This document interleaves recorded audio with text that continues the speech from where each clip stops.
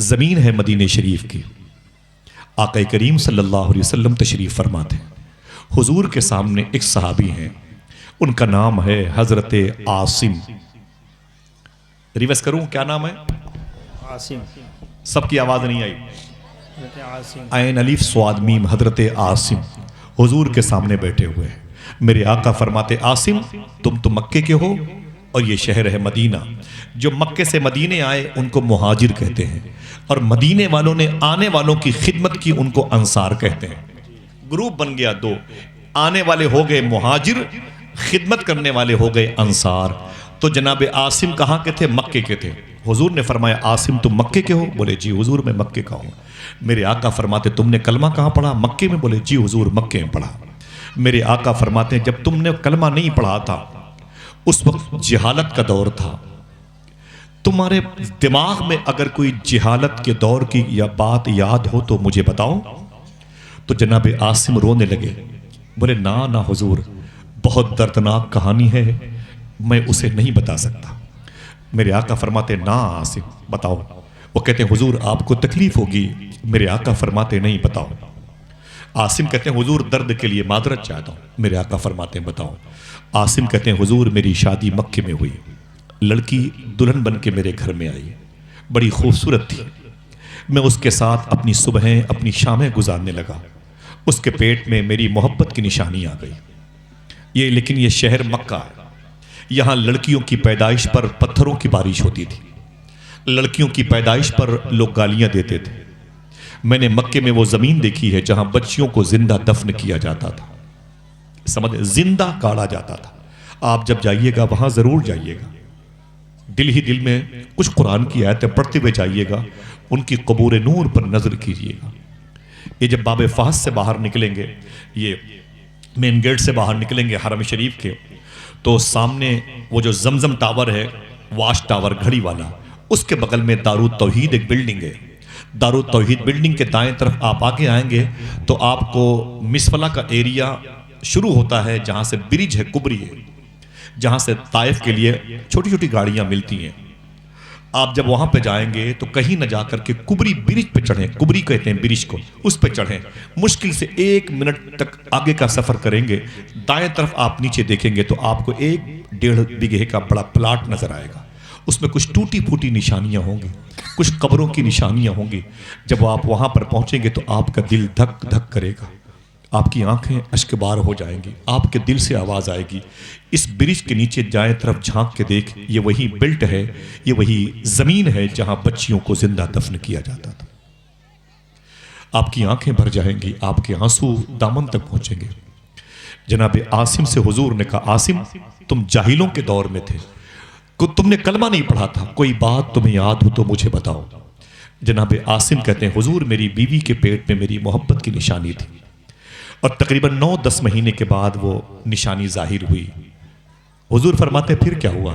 عاصم کہتے ہیں لیکن بچی پیدا ہوئی, بیٹی پیدا ہوئی. اور مکے میں بیٹیوں کو پیدا ہونا مطلب ظلم, جرم کہلاتا تھا. بہت بہت گری ہوئی حرکت لوگ سمجھتے تھے. اتنا برا ماحول تھا مکے میں کہ اگر بچی پیدا ہوئی تو لوگ گھروں پہ پتھر مارتے تھے, منحوس کہتے تھے. جناب عاصم کہتے ہیں میری بیوی ڈیلیوری ہوم میں تھی, جب بچے کی آواز آئی تو میں نے پوچھا اس سے, نرس سے, دایا سے, کیا ہوا؟ تو اس نے کہا کہ عاصم تیری بیوی خیریت سے ہے, زچہ بچہ دونوں. میں نے کہا بیٹا پیدا ہوا کوئی بیٹی؟ اس نے کہا کہ بیٹی پیدا ہوئی ہے. جناب عاصم کہتے ہیں میں غصے میں آ گیا, میں دندناتے ہوئے اندر چلا گیا ڈیلیوری ہوم میں. میں نے کیا دیکھا, میری بیوی تڑپ رہی ہے درد سے, تکلیف سے, سمجھ رہے ہیں, میری بیوی تڑپ رہی ہے. اس قدر درد میری بیوی کو تھا میں بتا نہیں سکتا. بلیڈنگ کا معاملہ, پورے کمرے میں تعفن بدبو بھری ہوئی تھی. چھوٹی سی بچی میری بیوی کی گود میں چیخ رہی تھی. بچے کی پیدائش پر ماں کو تکلیف بہت ہوتی ہے, معلوم ہے سائنس نے تو یہ باتیں کہ الگ الگ موقع پر ایک بچے کی پیدائش پر جو ماں کو درد ہوتا ہے, اگر وہی درد 70 مردوں کو بانٹ دیا جائے تو ان مردوں کی موتیں بھی ہو سکتی ہیں. اتنا درد ان ماؤں کو ہوتا ہے تمہاری اور میری پیدائش پر. الگ الگ رائے سائنسدانوں نے دیے. جناب عاصم کہتے ہیں میری بیوی کی گود میں چھوٹی سی بچی کچھ منٹوں پہلے پیدا ہوئی تھی اور میں غصے سے بھرا تھا، بیٹی کیسے پیدا ہوئی؟ میں اندر گیا، میں نے اپنی بیوی کی گوشت میں یوں اپنا ہاتھ آگے بڑھایا اور اپنی بچی کو یوں دبوچا۔ جب دبوچا تو میری بچی کا بلڈ اس کے منہ سے باہر آ گیا۔ جناب عاصم کہتے ہیں حضور میں نے اس بچی کو یوں دبوچا، ایک پھاوڑا لیا، کدال، اسے میری بیوی رو کے بولی کہاں؟ تو میں نے کہا میں بچی کو نہیں پالوں گا، اسے دفن کر دوں گا۔ میرے گھر میں تیری کوکھ سے بچی کیسے پیدا ہوئی؟ حضور کی آنکھ میں آنسو آ گئے۔ سارے عالم کے لیے رحمت ہے، رحمتیں دو عالم ہیں۔ میرے آقا صلی اللہ علیہ وسلم رونے لگے۔ عاصم کہتے ہیں میں گیا، ایک گڈھا کھودا اور اس میں اس بچی کو، ابھی آدھا گھنٹہ ہوا تھا مثال کے طور پر، پیدا ہوئی تھی، میں نے اسے اس مٹی میں گاڑ دیا۔ میری بیوی تڑپتی رہی اور میرے دل پر کوئی اثر نہ ہوا۔ میرے آقا خاموش تھے۔ پھر کیا ہوا عاصم؟ تو جناب عاصم کہتے ہیں پھر کچھ دنوں کے بعد میری بیوی کے پیٹ میں محبت کی نشانی آ گئی۔ پھر وہ کہتے ہیں کہ 1 سال کے بعد جب پھر میری بیوی کی ڈیلیوری کے ہوم میں گئی نا تو پھر بچی پیدا ہوئی۔ اللہ اکبر۔ جناب عاصم کہتے ہیں پھر میرا پارا گرم ہو گیا، میں نے پھر جا کر کے اس بچی کو دبوچا تو اس کی آنکھیں باہر آ گئی۔ جناب عاصم کہتے ہیں کہ حضور میں میری بچی تڑپتی رہی اور میری مٹھیوں میں دم توڑتی رہی۔ 1 بچی ہوئی، 2 ہوئی، 3 ہوئی، 4 ہوئی، 5 ہوئی۔ لگاتار 5 سال تک میری بیوی کی کوکھ سے 5 بچیاں پیدا ہوتی رہیں اور میں 5 بچیوں کو زندہ گاڑتا رہا، زندہ اسے دفن کرتا رہا۔ جناب عاصم کہتے حضور رو رہے تھے، حضور کی آنکھیں اشک بار تھیں۔ بیٹیوں پر ظلم ہو حضور خاموش ہو۔ جناب عاصم کہتے ہیں میں نے کہا آقا مجھے معاف کر دیں۔ فرماتے ہیں پھر کیا ہوا؟ تو جناب عاصم کہتے ہیں سرکار 6ویں مرتبے جب میری بیوی کے پیٹ میں میری محبت کی نشانی آئی نا تو میں نے اپنی بیوی سے کہا 2-3 مہینے کا یہ حمل ٹھہرا ہے، میں بزنس کے لیے باہر جا رہا ہوں، اگر میں خیریت سے 1-2 سال کے اندر لوٹ کے آ گیا نا تو ٹھیک ہے، میرے آنے سے پہلے اگر تو نے ڈیلیوری بچے کے کی تو بیٹا ہو تو اسے پال لینا اور بیٹی ہو تو اسے زندہ کسی سے دفن کروا دینا، مجھے کسی کو داماد نہیں بنانا اپنے گھر میں۔ استغفر اللہ، کسی کو داماد بنتے ہوئے اپنے گھر میں نہیں دیکھنا چاہتا۔ بیوی رونے لگی، بولے کوئی بات نہیں۔ عاصم کہتے ہیں حضور میں چلا گیا، بزنس کے لیے بصرہ اور شام چلا گیا، اور ادھر میرے گھر میں کیا ہوا 6ویں مرتبے میرے گھر میں اللہ کی مرضی تھی پھر بیٹی پیدا ہوئی، پھر بیٹی پیدا ہوئی۔ یہ بتاؤ کہ ماں کیا چاہتی ہے اس کے بچے کو دفن کر دیا جائے؟ نہیں چاہتی۔ ماں نے کیسے گوارا کیا اس سے پہلے وہ ماں ہی جانتی ہے۔ اب تو عاصم تھے نہیں، کہتے ہیں میری بیوی آزاد ہو گئی۔ جب بچی پیدا ہوئی تو میری بیوی نے اس کو دفن نہیں کیا، اس کو پالنا شروع کیا۔ بچیاں کتنی پیاری ہوتی ہیں۔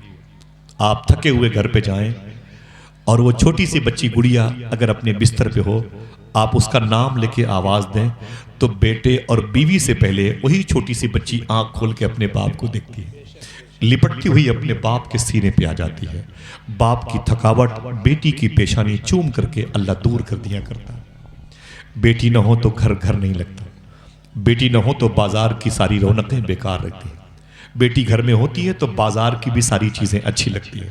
لیکن کچھ ایسے لوگ ہیں جب بیٹیاں 4-5 سال کی ہوتی ہیں وہ کھانا کھاتے رہتے ہیں، کبھی گرم روٹی کے نام پر کبھی چاول کے نام پر اپنی 4 سال کی بچی کو تماچے مارتے ہیں۔ وہ بچی رونے لگتی ہے، اپنی ماں کے آنچل سے بولتی امی ابو نے مارا ہے۔ ماں کہتی بیٹی صبر کرو۔ بتائیے 4-5 سال کی بچیوں کو تکلیف دے کے آپ کتنا خوش رہ سکتے ہو؟ حضور نے اپنی بچیوں سے کتنی محبت کی ہے۔ اگر کوئی اور گفتگو کسی اور ٹاپک سے کبھی ہوئی تو بتاؤں گا انشاءاللہ۔ میں گزارش کرتا ہوں صاحبوں، اپنی بچیوں کو مارا پیٹا نہ کرو۔ یہ بچیاں بڑے خوش قسمت لوگوں کو ملا کرتی ہیں، یہ بچیاں تقدیر والوں کو ملتی ہیں۔ معلوم ہے کچھ لوگ بیوی کی سٹی اسکین کے ذریعے سے پتا کر کے بچی ہے تو اسے برباد کر دیتے ہیں، اسے اپنا اس کا جو حمل ہے نا اسے برباد کر دیتے ہیں۔ کیوں؟ کہتے ہیں کہ 2-4-10 لاکھ روپے 20 لاکھ شادی میں کون لگائے گا، مجھے نہیں چاہیے بیٹیاں۔ کچھ لوگ اس قسم کی باتیں کرتے ہیں، مجھے نہیں چاہیے بیٹی۔ کچھ لوگ ایسا کرتے ہیں۔ میں گزارش کرتا ہوں، معلوم ہے اگر کہو سبحان اللہ کہنے کا وعدہ کرو، ایک بات بتا دوں، موسیٰ علیہ السلام نے اللہ سے پوچھا تھا طور پہاڑ پہ، اے میرے مولا جب تو کسی سے محبت کرتا ہے تو اس کو ظاہر کیسے کرتا ہے؟ سوال سمجھ گئے؟ نہ ایسی بات نہیں بنے گی، ہاتھوں کو اٹھا کے بتائیں سوال سمجھا کہ نہیں؟ موسیٰ علیہ السلام نے اللہ سے کہا اے میرے مولا جب تو کسی بندے سے محبت کرتا ہے تو اسے ظاہر کیسے کرتا ہے؟ میری بہن تم بھی سنو اور بھائی جو بیٹھے ہیں ان کے وہ بھی سنیں، جو آپ کی بیوی ہے وہ بھی کسی کی بہن ہے، جو آپ کی ماں ہے وہ بھی کسی کی بہن تھی، جو آپ کی بیٹی ہے وہ بھی آپ کی بیٹی کی بہن ہے۔ سنیں آپ، موسیٰ علیہ السلام نے اللہ سے کہا اے میرے مولا جب تو کسی سے محبت کرتا ہے تو اسے ظاہر کیسے کرتا ہے؟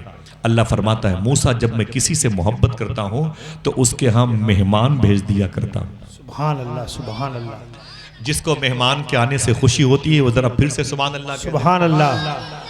جن لوگوں کے چہرے اتر گئے سمجھ لو کہ ان کو مہمانوں کے آنے سے تکلیف ہوتی ہے، یہ دروازہ بند کر کے چھوٹا والا گوشت کھاتے ہیں گھر میں۔ ہاں بولے اب تیرے ابو کہاں ہیں؟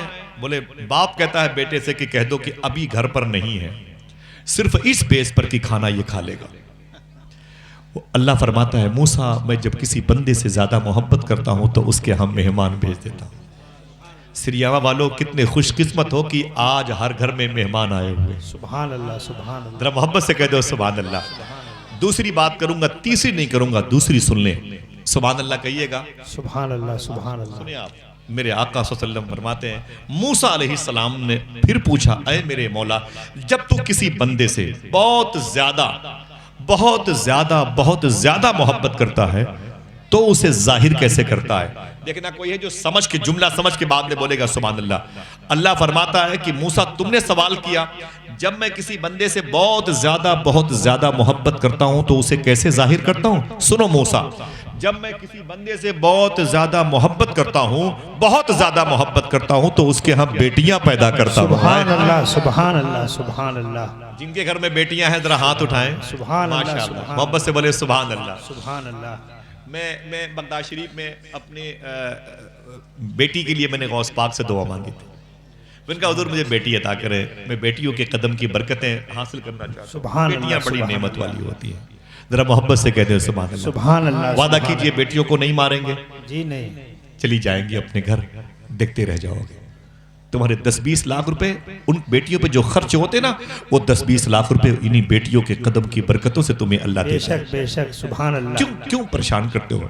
ایک دن کسی کی امانت ہے چلی جائیں گے، پھر ہمارے اور آپ کے مرنے کے بعد رونے کے لیے آئیں گے، سمجھے؟ انہیں تکلیف نہ دیا کرو، یہ گھروں میں ہیں تو گھر کی زینت ہے، انہیں تعلیم دو، انہیں حلال کھلاؤ، انہیں درود کا سلیقہ سکھاؤ۔ خدا کی قسم جن گھروں میں جائیں گے اللہ برکتیں عطا فرمائے۔ بے شک۔ انہیں مارا نہ کرو، میں گزارش کرتا ہوں۔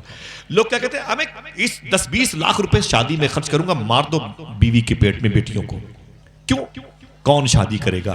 علامہ امام یافعی نے اپنی کتاب میں لکھا ہے، اسے یاد کیجئے گا۔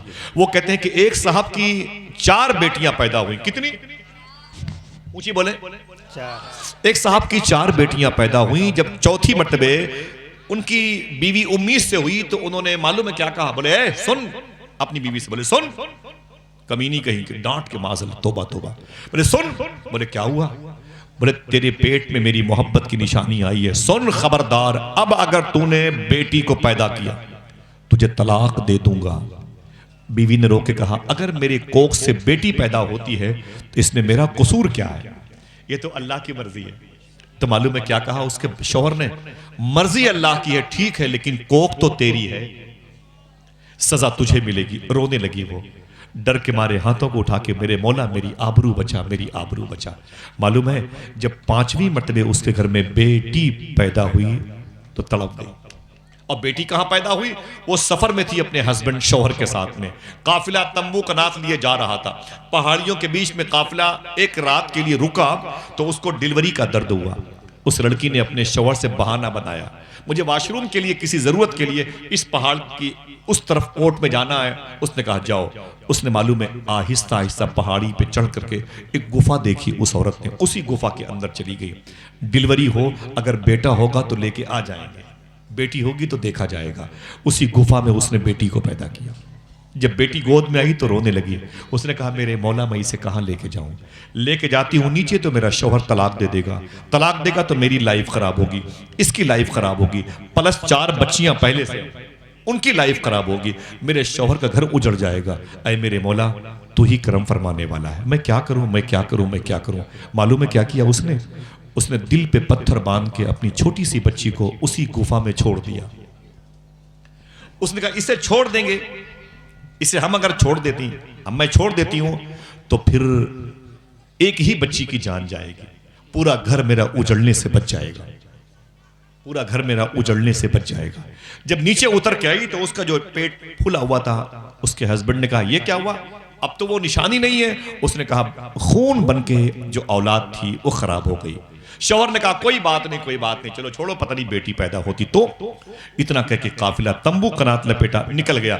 4 مہینے کے بعد وہ قافلہ جب واپس پلٹا, پھر اسی جگہ پر اپنا خیمہ نصب کیا, پردے لگائے اور 1-2 رات کے لیے قیام کرنے کا, رکنے کا ارادہ کیا. پورے قافلے نے, اس عورت نے جب اس پہاڑی کو دیکھا تو 4 مہینے والی بیٹی یاد آ گئی.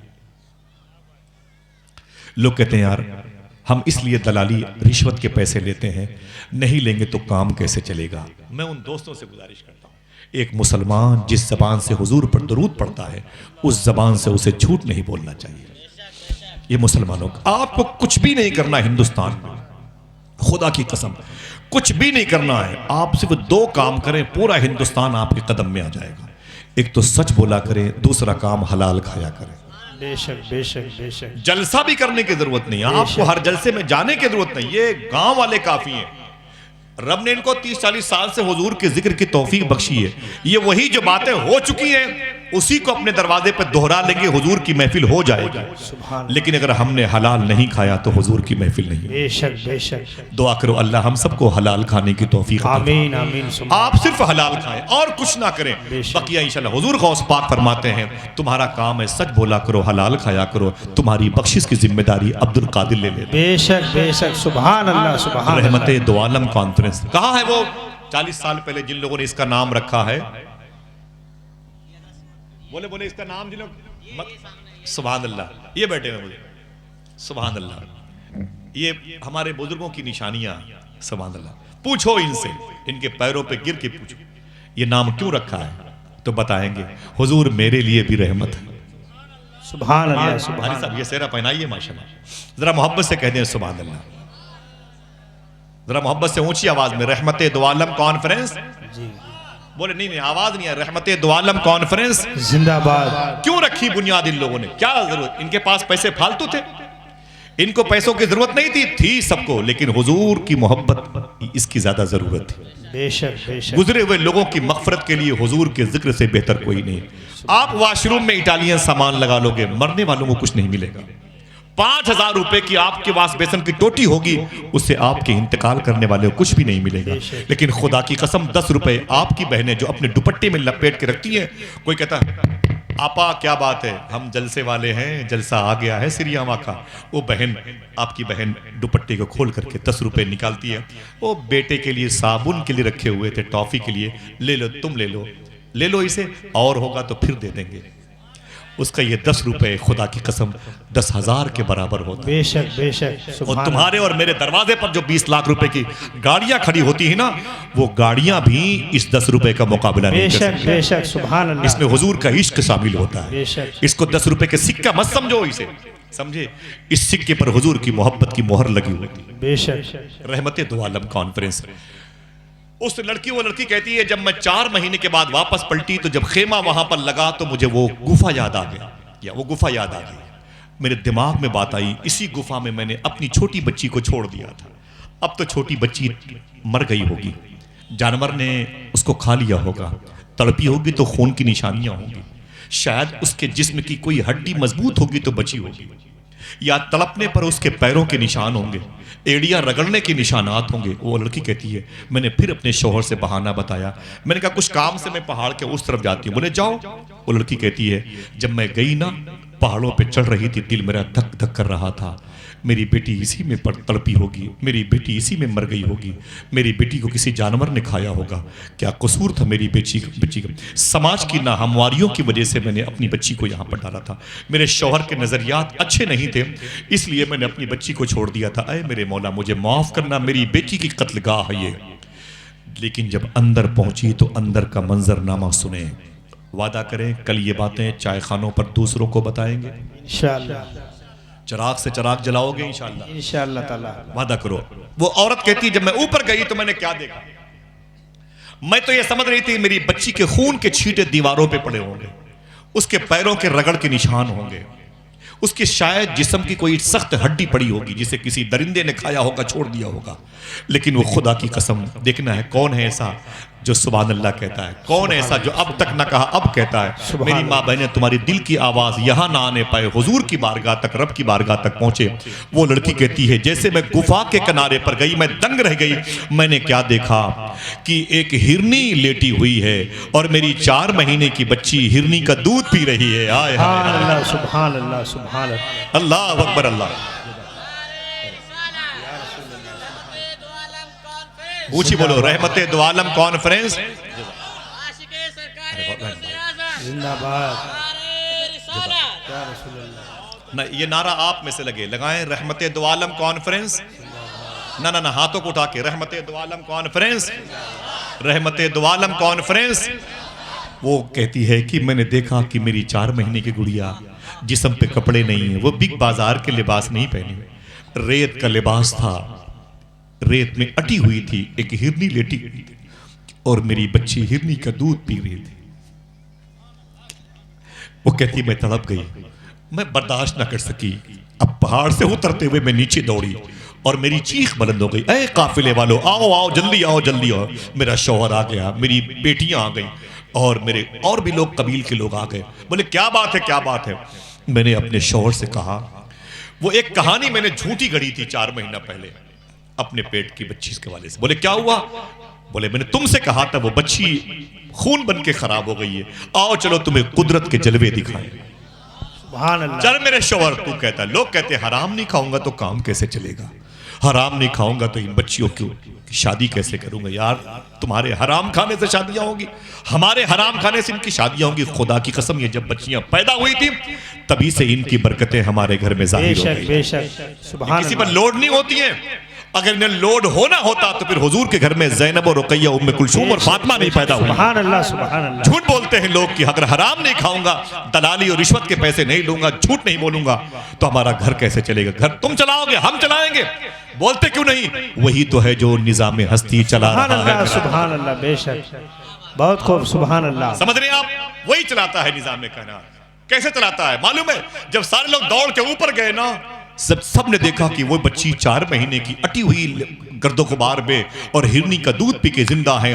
سب لوگوں نے چیخ بلندی، بولے اے میرے مولا تیری عجیب شان ہے، 4 مہینے سے تو نے اس بچی کو زندہ رکھا ہے۔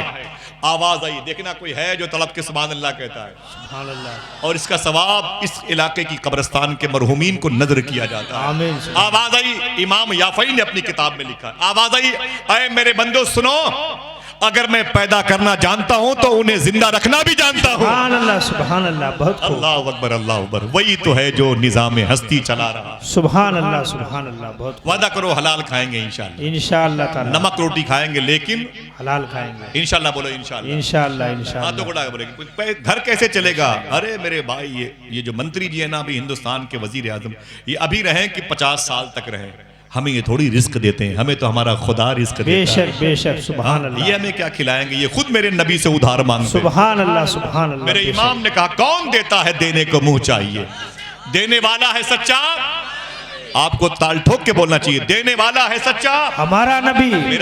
میرے نبی کا رب کیسے کھلاتا ہے؟ سلیمان علیہ السلام نے کہا تھا اے میرے مولا تو زمین چلاتا کیسے ہے؟